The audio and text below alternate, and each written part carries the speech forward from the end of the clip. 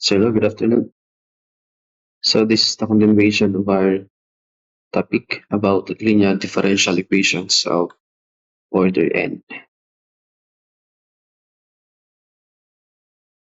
Now, last time, tinigap natin yung introduction to nth order DE, and this time, we're going to tackle about the homogeneous linear DE with constant coefficients.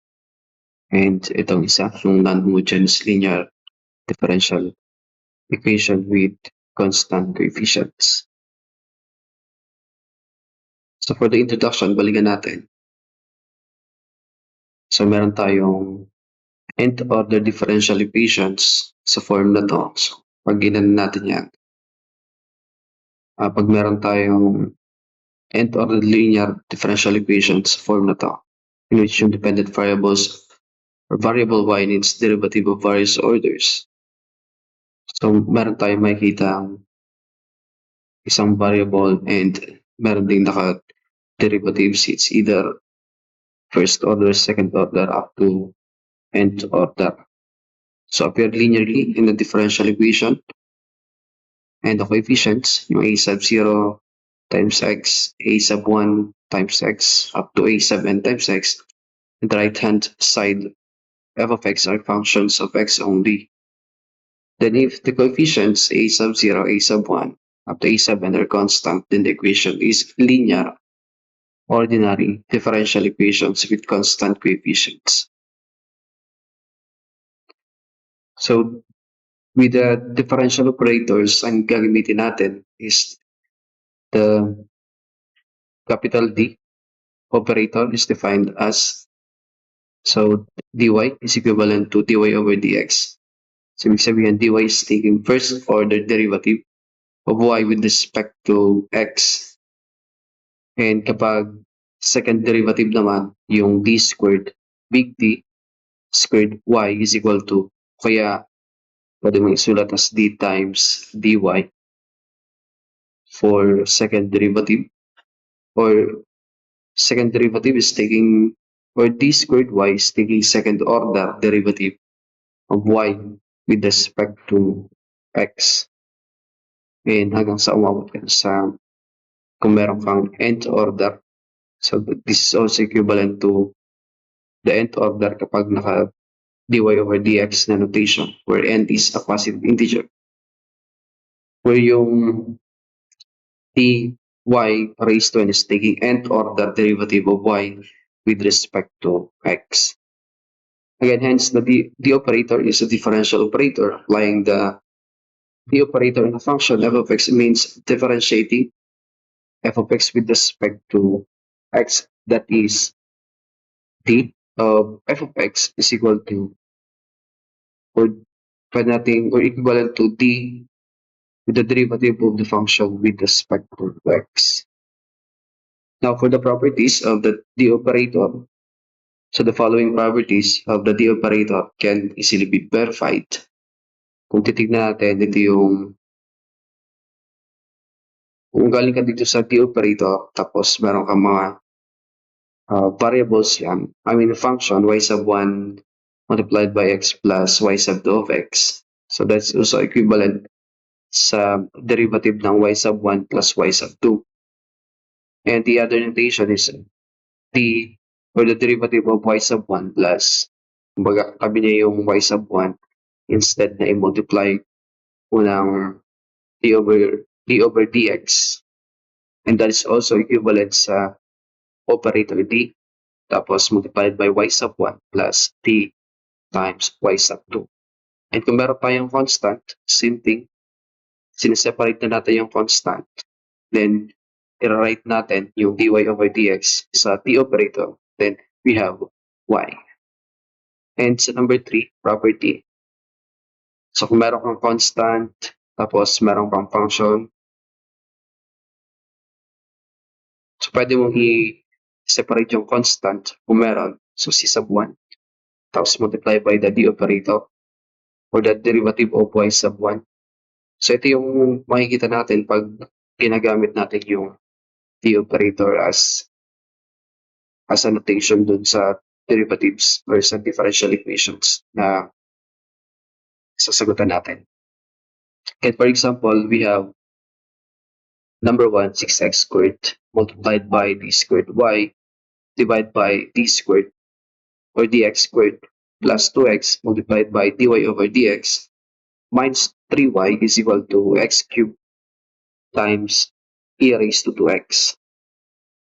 So kung i-write natin, pupunta dun sa d operator, kaya using d operator, 6x squared, copy 6x squared, tapos palitan natin yung d squared y over dx squared ng d operator, big D squared plus 2x times d minus 3 since in terms of y yun, so kailangan natin i-multiply na y is equal to yung nasa right side ng differential equation as x cubed multiplied by e raised to 2x. Again, yung d natin dyan, that is equivalent to the independent variable x or the derivative with respect to x. So sa number 2, literal na papalitan natin yung d cube of x divided by dt cube ng d operator tapos naka-cube pa doon plus 2 d squared minus d plus 7.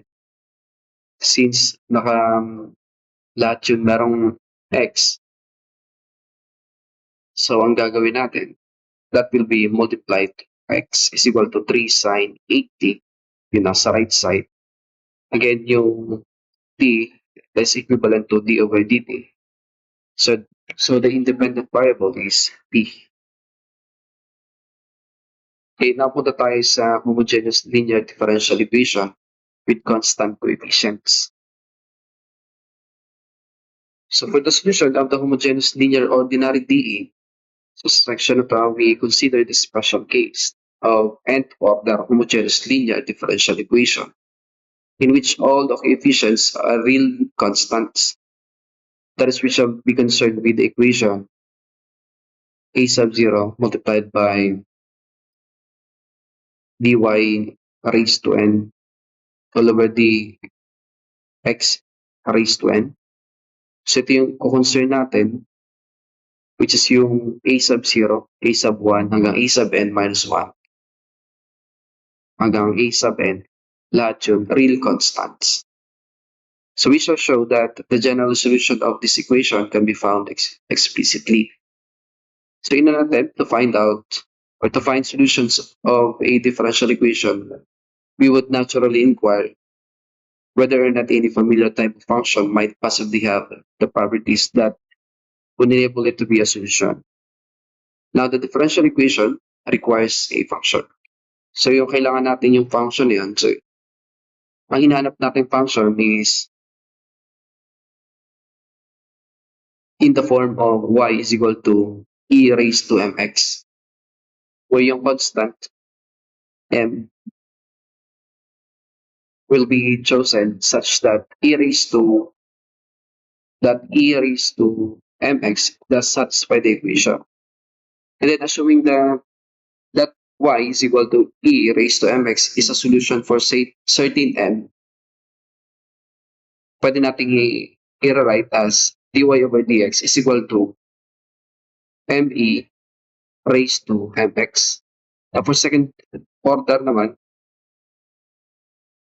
so that's equivalent to m squared times e raised to mx hanggang sa nth order, kaya nth m times m raised to mx.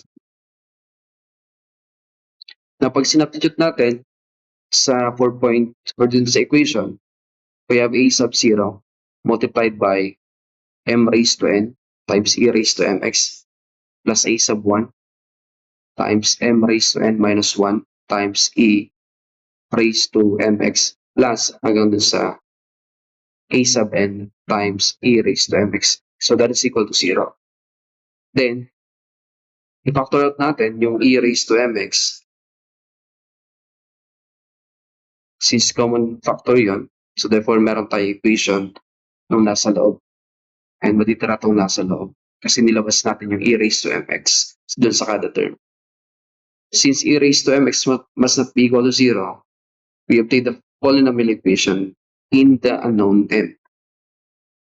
So yung unknown m, pag e must not be equal to 0 or e raised to mx must not be equal to 0, ang magiging equation na lang natin is equal to a sub 0 raised to mn plus a sub 1 plus m minus or m raised to n minus 1 plus the remaining terms dun sa equation. Now, this equation is called the auxiliary equation or characteristic equation of the given differential equation. Yung kaninang concern natin. If y is equal to e raised to mx is a solution, yung solution yun, then we see that the constant m must satisfy itong equation na to, yung 4.24. Hence, to solve the 4.23 equation, kailangan natin i-write or we write the auxiliary equation nitong 4.24 and solve for m. Now, to observe that 4.24 is formally obtained from 4.23. So, by replacing the k derivative dun sa original na equation by m raised to k. So, yung k natin, those value are 0, 1, 2 hanggang n. So, meron tayong three cases na or there are three cases will arise according to the roots nung equation 4.24. Meron tayong real and distinct, real and repeated, o yung isa naman is complex. Napunta tayo sa case number 1. For case number 1, consider the nth order homogeneous linear differential equation. Yung original na equation with constant coefficients. If auxiliary equation 4.24 has the n distinct real roots and m sub 1, m sub 2, and hanggang m sub n, then the general solution would be 4.23. 4.23 is equal to y is equal to c sub 1 times e raised to m sub 1 times x plus c sub 2 times e raised to m2 sub x hanggang sa n. O yung c sub 1, c sub 2 hanggang c sub n, yun yung mga arbitrary constants natin.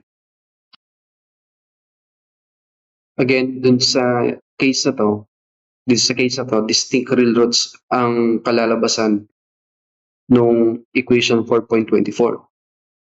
So, kung magkaroon siya ng distinct real roots, m sub 1 tsaka m sub 2 hanggang m sub n, ang magiging solusyon natin will become or y is equal to c sub 1 times e raised to m sub 1 times x. And yung mga values of m dyan is papalitan natin ng roots once na mahanap na natin yung distinct roots na meron dun sa isang differential equation. Now, pag kinonsider natin itong equation na to, second order differential equation, so meron tayong d squared y or second derivative minus 3 times the first derivative with respect to x plus 2y is equal to 0. Ang magiging auxiliary equation natin kung naka-second order is m squared. And kapag naka-first order, so minus 3m plus yung constant, so 2 is equal to 0. Now, ang magiging solution natin is hanapin natin yung roots ng auxiliary equation. Now, ano yung possible roots dito sa auxiliary equation?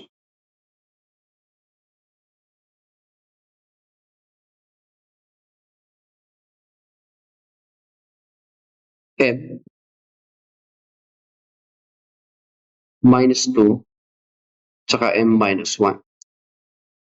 So therefore, m is equal to 2 tsaka m is equal to 1.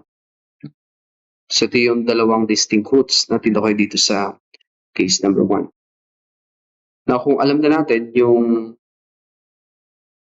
roots, kaya distinct roots, so pwede na nating i-replace dun sa general solution.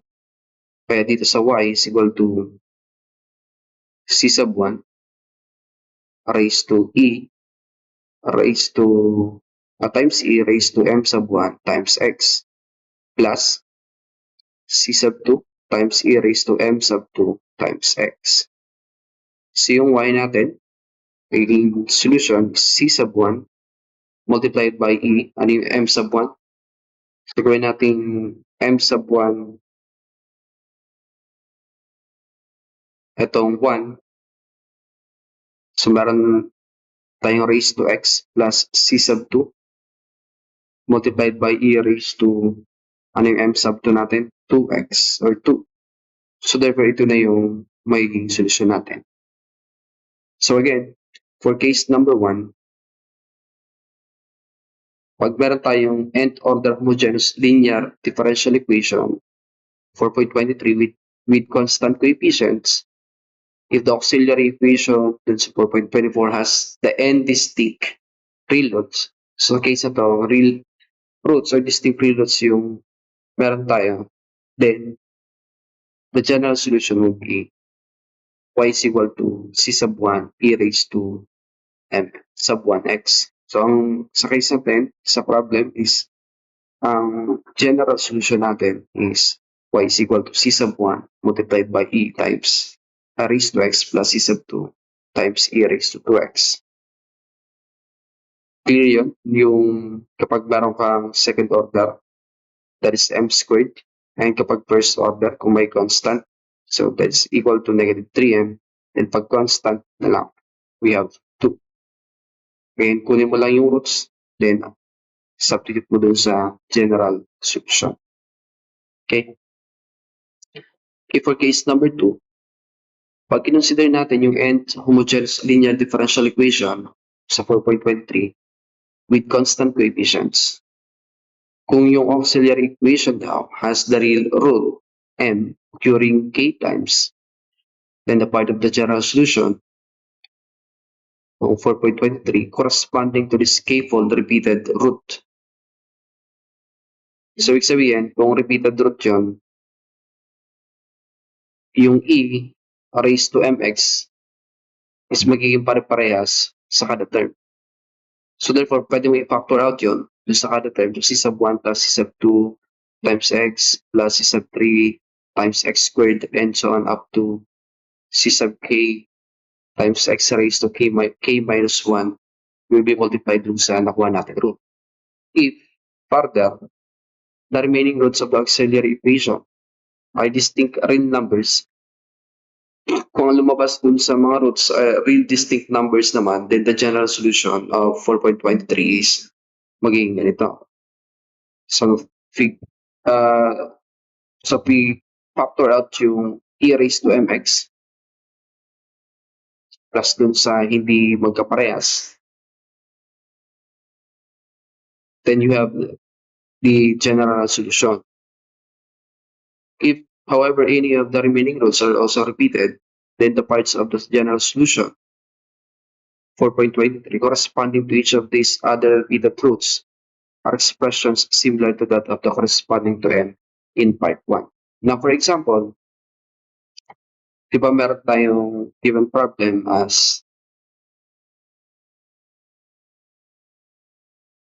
naka third order, ito, tapos ito naka second order and first order. Now, ano yung magiging auxiliary equation natin? M cubed minus 4m squared minus 3m plus 18 is equal to 0. Now, ano yung mga possible roots para makuha natin yung general solution? Kasi ito lang naman yung kailangan natin i-compute dito, yung auxiliary equation. Tapos, pag okay na tayo dun sa auxiliary equation, pwede natin hanapan ng roots. Kung repeated, yung sa case number 2, magkakaroon lang tayo ng common factor, yung e multiplied by raised to mx. Now, ano yung magiging factor ng m cubed minus 4m squared minus 3m plus 18 is equal to 0? Diba, para makakuha tayo ng roots, we have to equate to 0. So dapat yung when we substitute the value of m or certain value of m, dapat equal to 0 yun. Let's try x is equal to 1. If x is equal to 1,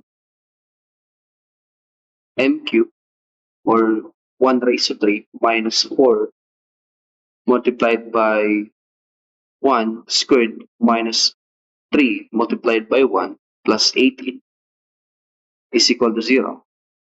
So 1 cubed is 1 minus 4 minus 3 plus 18 is not equal to 0.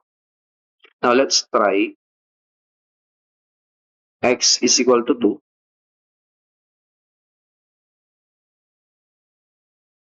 Or x is equal to 2. So therefore 2 cubed minus 4 multiplied by 2 squared minus 3 times 2 plus 18 is equal to 0.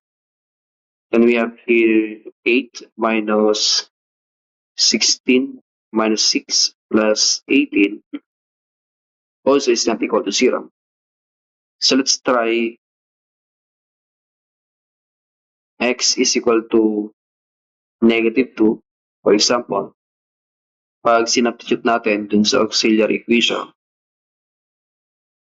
so negative 2 cubed minus 4 multiplied by negative 2 squared minus 3 times negative 2 plus 18 is equal to 0. Now, pag kinumpit natin to, ang lalabas dyan is 0 is equal to 0. Therefore, yung x is equal to negative 2 is isa sa mga factor ng auxiliary equation natin. So therefore, m is equal to negative 2. Ito yung isang value ng m. So m, pag nirewrite natin as equation, is, or m plus 2 is equal to 0. Now, i-divide natin yung auxiliary equation using synthetic division para makuha pa natin yung mga roots. So, m plus 2. So, ano yung auxiliary equation? M cubed minus 4m squared minus 3m plus 18 is equal to 0.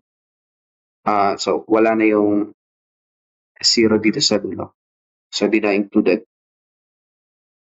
Pag nag-divide tayo ng polynomial dun sa roots ng polynomial. So, ano yung possible multiplier?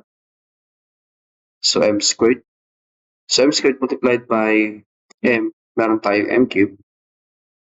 Then, plus, multiplied by m squared times 2, we have 2m squared. Na-cancel out yung m cubed. So, matitira is negative 6m squared. Then, bring down negative 3m. So, ang ano natin is ang multiplier. Pwede makamultiply sa negative 6m squared is negative 6m. So, negative 6m, diba, multiplied by m, meron tayong 6m squared minus multiplied by 2, yung 6m. So, that is negative 12m. Now, cancel out. Now, cancel out negative 6m squared. So, matitira is 9m plus 18. So, binaba na natin yung 18 para makuha natin yung multiplier. So, plus 9. So, 9 times m, we have 9m plus 9 times 2, 18. So, therefore, yung m plus 2, ang ano natin, ang magiging factor ng auxiliary equation is equal to m plus 2. So therefore, m plus 2 multiplied by m squared minus 6m plus 9 is equal to 0. Now, para makuha pa natin yung ibang factor ng auxiliary equation, so we have m plus 2. So ano yung factor ng m squared minus 6m plus 9? So that is m minus 3 tapos m minus 3 is equal to 0. Therefore, yung roots natin is repeating sa m is equal to 3. So pag nilabel natin, so m sub 1 is equal to negative 2. M sub 2 is equal to positive 3. And m sub 3 is equal to positive 3. So now, alam na natin yung roots. So therefore, pwede natin makuha yung general solution. For the general solution, y is equal to c sub 1 multiplied by e raised to m sub 1 times x plus c sub 2 x times e raised to m sub 2x plus, since tatlo lang yung roots natin, so hanggang 3 terms lang yung consider natin. So c sub 3 times e raised to m sub 3x. Now, i-label natin kung alin yung m sub 1, m sub 2, tsaka m sub 3. So, i-label na natin yung repeating variable or factor as m sub 1 tsaka m sub 2. So, mangyayari, yung first two factors natin, yun yung magiging m sub 1 tsaka m sub 2. And ito namang isa is magiging m sub 3. Now, i-substitute natin doon sa general solution. So, meron tayong y is equal to c sub 1 multiplied by e. So, ano yung m sub 1? So, 3 multiplied by x pa. So, plus c sub 2 times x times e raised to 3x. Then, plus c sub 3 times e raised to, ano yung m sub 3 natin? Negative 2, then may x pa tayo. So, multiplied by x. Pansin natin, meron tayong repeating factors. Yung sa c sub 1, ay sa c sub 2, meron tayong x variable dito. Then, that will be multiplied dun sa e raised to 3x. So, magiging general solution natin, pag nilabas natin yung e raised to 3x, so we have c sub 1 plus c sub 2 closed quantity plus c sub 3 times e raised to negative 2x.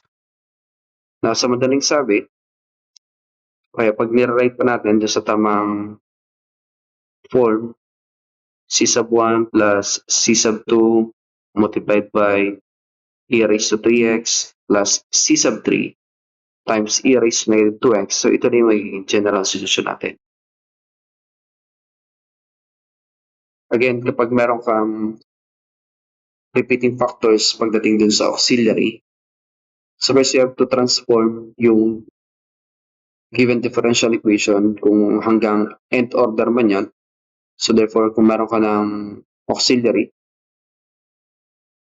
pwede mo na kunin yung factors o yung roots para makuha mo yung values of m, and at the same time makuha mo rin yung general solution. Sa case na to, ang general solution natin, y is equal to c sub 1 plus c sub 2 closed quantity times e raised to 3x plus c sub 3 times e raised to negative 2x. Okay, now for another case. So for another case, we have the conjugate complex roots. Ibig sabihin, ang possible na makukuha nating roots dito ay complex number or imaginary number yung sa makukuha nating mga roots based naman sa auxiliary equation. Now we have a theorem. Consider the nth root or nth order homogeneous linear equation or differential equation, 4.23, with constant coefficients.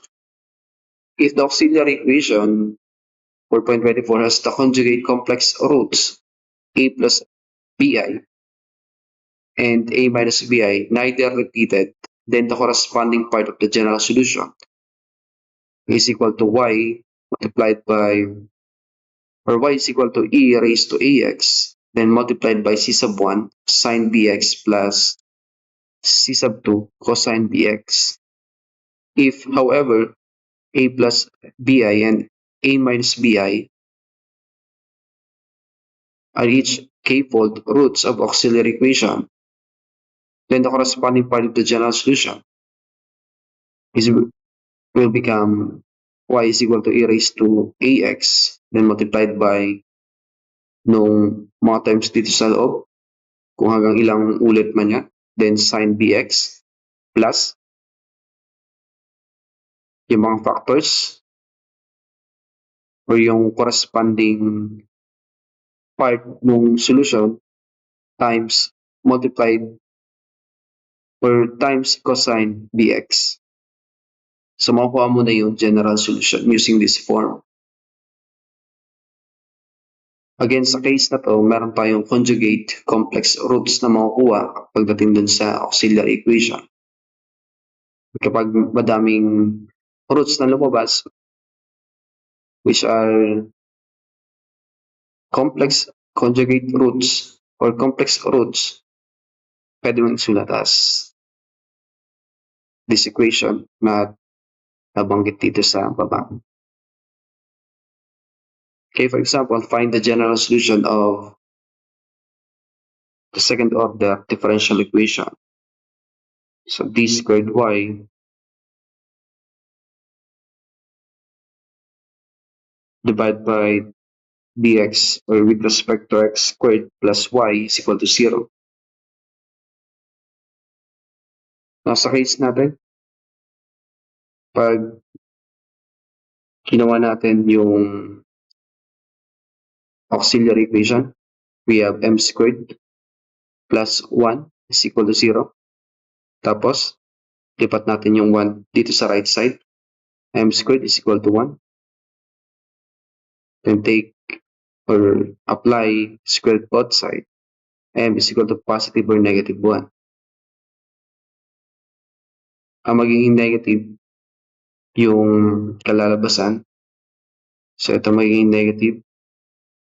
So m squared or square root of m squared, we have negative 1.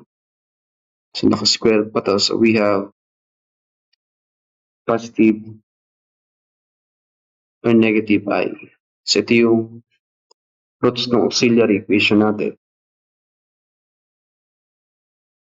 Now kung yan yung makukuha mong roots, ang a natin dyan sa form na a plus bi, kaya sa form na a plus or minus bi, ang magiging a natin is equal to 0, and ang b naman is equal to 1. So therefore, wala tayong value ng a, and ang magiging general solution natin is equal to y or equal to e raised to, isulat po natin yung general form, e raised to ax, then multiplied by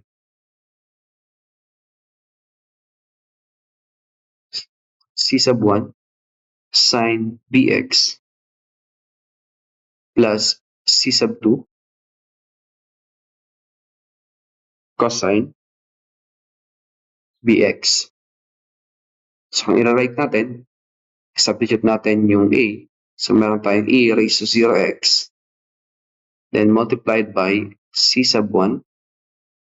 Ano yung b natin? 1. So, sine x na lang plus c sub 2 cosine x. So, further rewrite yung general solution, we have yung e raised to 0x is magiging 1. So, ang general solution is c sub 1 multiplied by sine x plus c sub 2 cosine x. So, ito na yung general solution.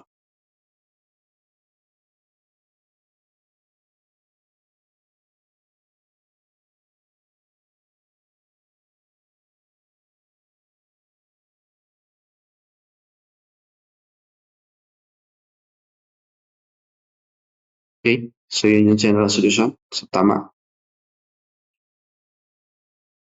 So, pag nire-write natin dito, based dun sa general solution, so makukuha natin yung sagot na y is equal to c sub 1 multiplied by sine x plus c sub 2 cosine x. Natapos na tayo dun sa 3 cases and pwede tayo mag sa next topic.